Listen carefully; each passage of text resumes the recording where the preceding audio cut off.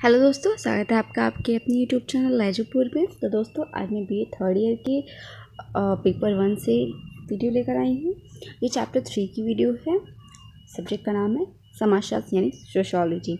तो पिछली वीडियो में हमने अगस्त कॉम्टे और कार्ल मार्क्स से रिलेटेड टॉपिक्स पे बात की थी। तो आज हम बात करेंगे उद्विकास यानी हर्बर्ट स्पेंसर ने जो उद्विकास का सिद्धांत दिया है उसके बारे में। तो ये इससे रिलेटेड कुछ क्वेश्चंस है जो एग्जाम में अक्सर पूछे जाते हैं। पहला है, स्पेंसर के सामाजिक उद्विकास के सिद्धांत की व्याख्या कीजिए। यानी जो हर्बर्ट स्पेंसर ने सामाजिक उद्विकास का सिद्धांत दिया उसकी व्याख्या कीजिए। व्याख्या करके बताइए कि ये सिद्धांत क्या है। स्पेंसर के सावयवी सिद्धांतों को स्पष्ट कीजिए एवं सावयवी सिद्धांत के प्रमुख विशेषताओं का वर्णन कीजिए। तो स्पेंसर ने भी अन्य विद्वानों की भांति सावयवी सिद्धांत की मतलब कि उन्होंने अवधारणा को प्रस्तुत किया, तो इसलिए यहाँ पर सावयवी सिद्धांत से रिलेटेड भी क्वेश्चन पूछा गया है।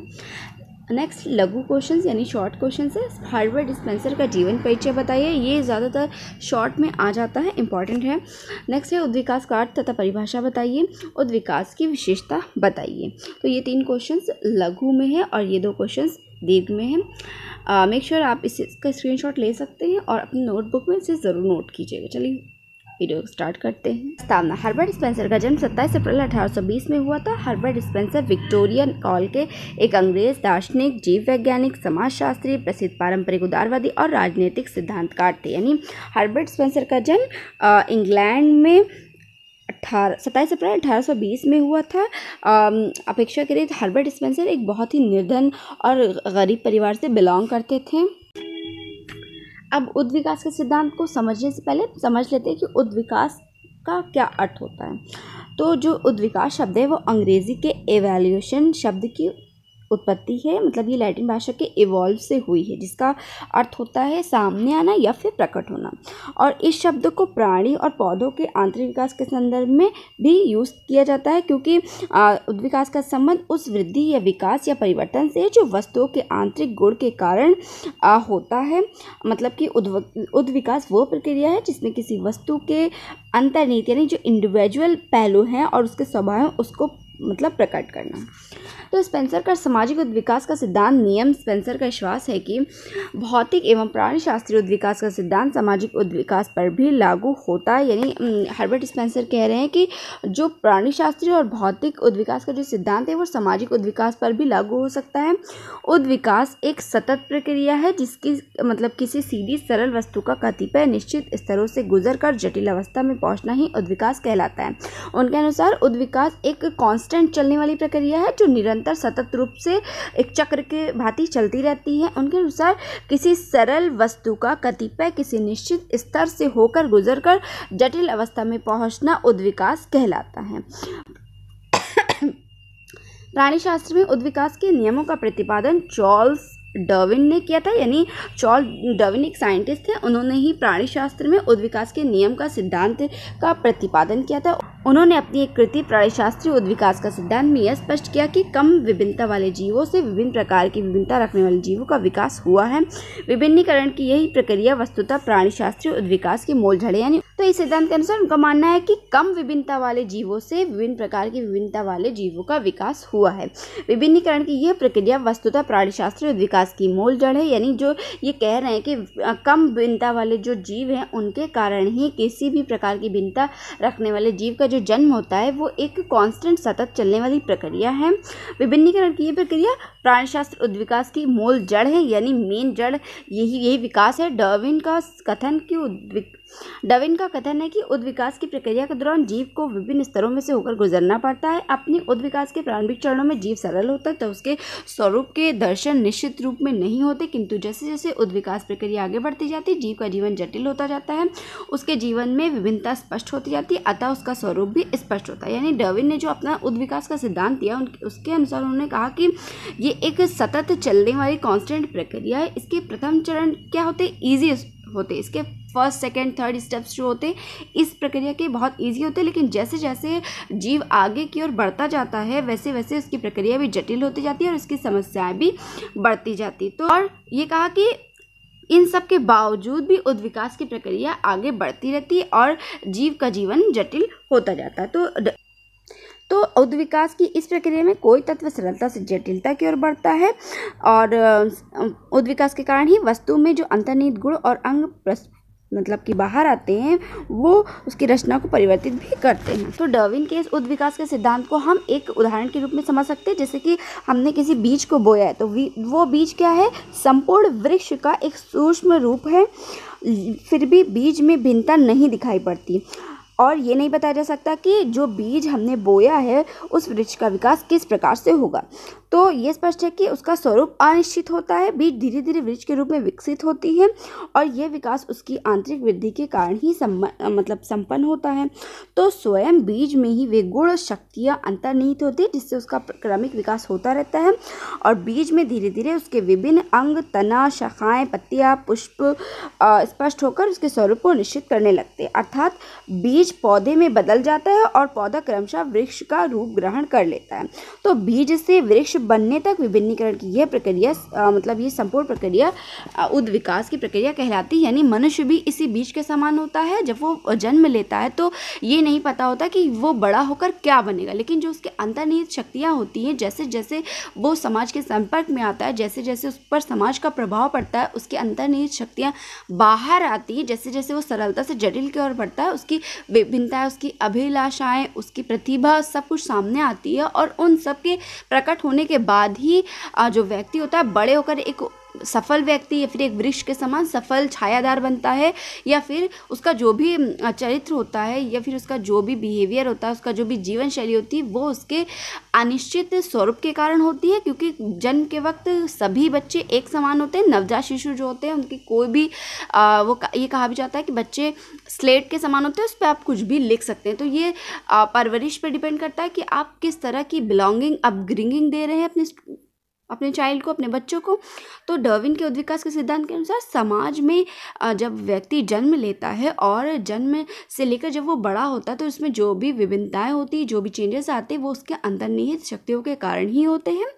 और व्यक्ति बड़ा होकर क्या बनेगा ये उसकी उन प्रतिभाओं पर ही डिपेंड करता है। तो डार्विन ने उद्विकास के सिद्धांत की निम्नलिखित 5 बातें बताई है। प्रत्येक जीवित प्राणी सरलतम आरंभिक अवस्था से जटिलतम अवस्था की ओर बढ़ता है। यानी डार्विन ने जो उद्विकास का सिद्धांत दिया उन्होंने तो जीवों पर दिया था, लेकिन ये कह रहे हैं कि जो जीव होते हैं, जो जीवित प्राणी होते हैं, वो सरलता की शुरुआती अवस्था से लेकर जटिलता की ओर बढ़ते रहते, अग्रसर होते होते और जब व्यक्ति उनका मतलब डार्विन के जो ये उद्विकास का सिद्धांत है, इसके अनुसार डार्विन का कहना था कि यदि कोई व्यक्ति इस चक्र से छूट जाता है तो उसका विनाश होता है। यानी अगर आप उनके अनुसार अगर आप सर्कल में हैं, आप अगर किसी कार्य को कर रहे हैं तो आप उस चीज़ के सर्कल में हैं, लेकिन जब आपने हताशा के कारण, निराशा के कारण वो चीज़ करना छोड़ दिया तब आपका विनाश संभव हो जाता है। इसी तरह जीवन भी होता है। जब तक आप में जीवन जीने की इच्छा है, मतलब डार्विन के अनुसार जब तक आप में जीवन जीने की इच्छा है तब तक आप इस चक्र में हैं। जब आप जीवन से निराश हो गए, आपने जीने की इच्छा छोड़ दी, तब आपका विनाश संभव हो जाता है। तो जैसे जैसे विभिन्नीकरण की प्रक्रिया द्वारा प्राणी का स्वरूप निश्चित होता जाता है, उन अंगों के कार्य भी निश्चित होते जाते हैं। जैसे मतलब कि कोई भी प्राणी अपने विभिन्नीकरण, अपनी स्पेशलिटी के कारण अपने स्वरूप को निश्चित करता है, वैसे वैसे उसके जो विभिन्न अंग होते हैं उनके कार्य भी निश्चित होने लगते हैं। विभिन्नता होने के बाद भी सभी अवयव परस्पर संबंधित होते हैं, उनमें अंतर संबंध और अंतर निर्भरता बनी रहती है। यानी शरीर के बनावट, रंग, रूप जैसा भी हो, सब में विभिन्नता पाई जाती है, परंतु इन विभिन्नताओं के कारण भी सभी एक दूसरे पर आत्मनिर्भर होते हैं। निरंतरता उद्विकास का एक प्रमुख आधार, यानी कांस्टेंट रहना उद्विकास का एक प्रमुख आधार माना जाता है। प्रत्येक पदार्थ, जीव एक निश्चित स्तर में से गुजरता हुआ अपनी पूर्णता को प्राप्त करता है। उदाहरण के लिए गर्भ में पलने वाला जीव मांस का एक लोंदा मात्र होता है। यानी इनके अनुसार जो जीव होता है वो किसी निश्चित स्तर से होकर गुजरता है और अपनी पूर्णता को प्राप्त होता है। जैसे कि जो नवजात शिशु होता है वो जब अपनी माँ के गर्भाशय में होता है तो वो केवल एक मांस के टुकड़े के समान ही होता है, लेकिन जब वो धरती पर आता है, जब वो जन्म लेता है, तब उसकी परिभाषा बदल जाती है। अब बात करते हैं सामाजिक उद्विकास की जो प्रक्रिया है। अभी तक तो हम लोग उद्विकास के बारे में बात कर रहे थे, अब हम बात करेंगे सामाजिक उद्विकास की जो प्रक्रिया है, जो उसकी क्या विशेषता है। तो पहला है, प्रत्येक समाज, संस्था और समिति का सूक्ष्म अवलोकन करके उसमें आंतरिक विविध अर्थात उद्विकास की प्रक्रिया का दर्शन किए जा सकते हैं। जो समाज में हमारी संस्था पाई जाती है, हमारी समिति पाई जाती है, उनका अगर हम अवलोकन करें तो उसमें जो आंतरिक वृद्धि हो रही है, जो उसका विकास हो रहा है, उसके द्वारा भी हम अपने उद्विकास के दर्शन कर सकते हैं।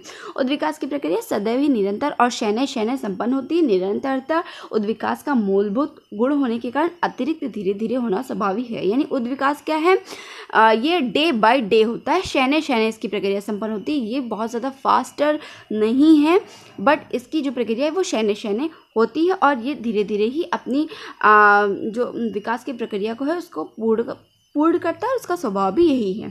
नेक्स्ट है, सामाजिक उद्विकास सरलता से जटिलता की ओर होता है। प्रारंभिक स्तर पर मानव समाज सरल था, लेकिन जैसे जैसे वह विकसित होता गया उसमें क्रमशः जटिलता आती गई। यानी समाज को अगर डार्विन के उद्विकास के सिद्धांत से हम कंपेयर करें तो समाज में भी जो उद्विकास हुआ वो सरलता से जटिलता की ओर हुआ। पहले समाज सरल था क्योंकि इतनी ज़्यादा फैसिलिटीज़ नहीं थी, इतनी ज़्यादा सुविधाएँ नहीं थी, इतने ज़्यादा चीज़ें नहीं थी, मैकेनिज्म इतना नहीं था, डिजिटलीकरण इतना नहीं था, तो समाज सरल था। परंतु जब आज डेवलपमेंट हो गए, इतने सारे इन्वेंशंस हो गए हैं, तो समाज क्या है, धीरे धीरे जटिलता की ओर बढ़ गया और आज समाज की जो प्रक्रिया है वो विकसित होने के कारण जटिल भी हो गई है। नेक्स्ट है, सामाजिक उद्विकास वास्तव में सामाजिक परिवर्तन का ही एक स्वरूप है। यानी जो हमारे समाज में जो सोशल चेंज होता है, जो भी डेवलपमेंट होता है वो सामाजिक उद्विकास का ही एक स्वरूप है।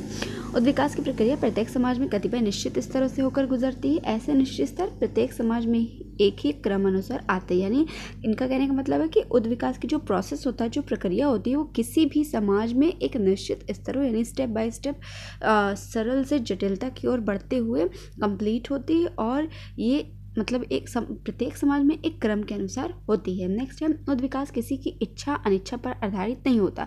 यानी जो उद्विकास होता है, जो डेवलपमेंट होता है, वो किसी की इच्छा या अनिच्छा पर डिपेंड नहीं करता कि किसी की इच्छा है तो उद्विकास होगा, इच्छा नहीं है तो उद्विकास नहीं होगा। कहने का तात्पर्य है कि उद्विकास एक ऐसी प्रक्रिया है जो सरलता से जटिलता की ओर तो जाती है, परंतु ये किसी की इच्छा या अनिच्छा पर आधारित नहीं होती है। नेक्स्ट है, उद्विकास का कोई लक्ष्य नहीं होता, इसलिए उसकी दिशा के बारे में किसी प्रकार का अनुमान लगाना संभव नहीं है।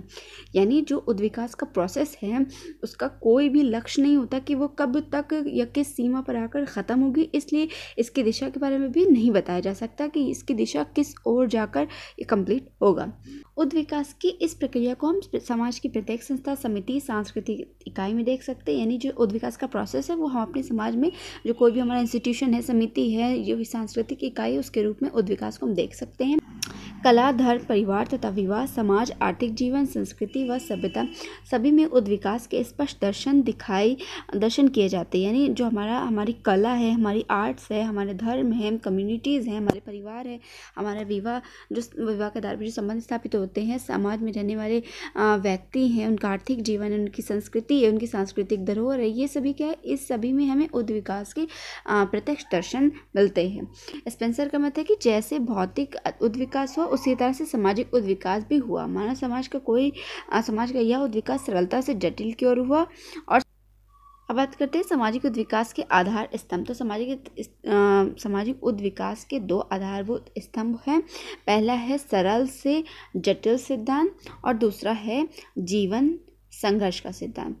तो यदि इसकी बात करें तो स्पेंसर के सिद्धांत में इस तथ्य पर काफ़ी जोर दिया गया, समाज के उद्विकास की गति सरल से जटिल सजातीय और विजातीय निश्चित रूप से अनिश्चित की ओर होती है। यानी जो उद्विकास की प्रक्रिया है, ये प्रक्रिया स्टेप बाय स्टेप तो चलता है, लेकिन इसकी गति सरल से जटिल की ओर, सजातीय और विजातीय होता है और निश्चित रूप से अनिश्चित की ओर होता है। सामाजिक जीवन के विभिन्न क्षेत्रों में सरलता से जटिलता की ओर विकसित होने की प्रवृत्ति पाई जाती है। समाज के उद्विकास के साथ साथ श्रम विभाजन विकसित हो जाता है। उदाहरणतः आरंभिक स्तर पर सामाजिक जीवन सीधा साधा रहता है। यानी समाज की विभिन्न इकाइयाँ परस्पर अत्यंत घुली मिली हुई होती है और प्रत्येक व्यक्ति एक दूसरे के मतलब समान होता है। प्रत्येक को काम स्वयं ही मतलब प्रत्येक को अपना काम स्वयं ही करना पड़ता है। इस प्रकार समाज का एक रूप अनिश्चित भी होता है। पुराने कालों में समाज जैसे जैसे विकसित होता गया वैसे वैसे श्रम विभाजन और विशेषीकरण का नियम भी प्रचलित होता चला गया और श्रम भी विभाजित हो गया। तो आज प्रत्येक व्यक्ति का कार्य निश्चित हो गया है और प्रत्येक व्यक्ति से वही काम लिया जाता है जो कि उसके लिए निश्चित किया गया हो। यानी कोई भी व्यक्ति अगर जॉब पे भी हम रख रहे हैं तो उसको वही काम दिया जाएगा जिसमें वो एक्सपर्ट हो। तो आज श्रम का विभाजन भी हो गया सरलता से। नेक्स्ट है जीवन संघर्ष का सिद्धांत। स्पेंसर के अनुसार समाज विभिन्न शक्तियों का संतुलन है। एक सामाजिक समूह का दूसरे सामाजिक समूह तथा एक सामाजिक वर्ग का दूसरे सामाजिक वर्ग के मध्य संतुलन देखा जा सकता है। यह संतुलन प्रत्येक मानव समाज तथा अपने पर्यावरण के संदर्भ में भी रखता है और इसके लिए अस्तित्व का संघर्ष भी पाया जाता है। यानी जीवन संघर्ष से तात्पर्य स्पेंसर का ये कहना है कि समाज की विभिन्न जो शक्तियाँ होती हैं उनका संतुलन समाज में रहने वाले व्यक्ति यानी समाज का दूसरे समाज से, सामाजिक समूह का दूसरे सामाजिक समूह से, सामाजिक वर्ग का दूसरे सामाजिक वर्ग से जो इनके बीच जो कंपैटिबिलिटी होती है, जो संतुलन होता है उससे दिखाई देता है। तो यही संतुलन प्रत्येक मानव को अपने पर्यावरण में भी प्राप्त करना, मतलब यही संतुलन प्रत्येक मानव को अपने पर्यावरण में भी लाना चाहिए और इसके लिए इसके अस्तित्व को संघर्ष रूप से और इसके लिए उसके अस्तित्व में जो संघर्ष पाया जाता है वो भी नेग्लेक्ट नहीं किया जा सकता। तो जिस प्रकार जीवधारियों में संघर्ष के कारण जीवन का विकास होता है उसी तरह से समाज का विकास भी संघर्ष के कारण होता है। जिस प्रकार समस्त ब्रह्मांड पदार्थ और गति से संतुलित रहता है उसी प्रकार से समाज में संतुलन का आधार समानता होता है। यानी जब हम एक दूसरे के साथ समानता और मिलजुल कर रहेंगे तो समाज में संतुलन बना रहेगा। हर एक समाज एक दूसरे का अनुसरण करते हुए आगे बढ़ता है और समाज द्वारा आगे बढ़ने के लिए संघर्ष की स्थिति भी की जो संभावना होती है वो भी बढ़ती जाती है। तो इस प्रकार अंत में हम ये कह सकते हैं कि उद्ध विकास की इस प्रक्रिया में कोई तथ्य सरलता से जटिलता की ओर बढ़ता है। तो दोस्तों ये थी हमारी आज की वीडियो। आशा करती हूँ आपको वीडियो पसंद आई हो। वीडियो अच्छी लगे तो लाइक कर दीजिएगा और चैनल पे नए तो सब्सक्राइब करके बेल आइकन को भी हिट कर दीजिएगा। मिलते हैं नेक्स्ट वीडियो में, तब तक का अपना खूब ख्याल रखिएगा। Bye bye.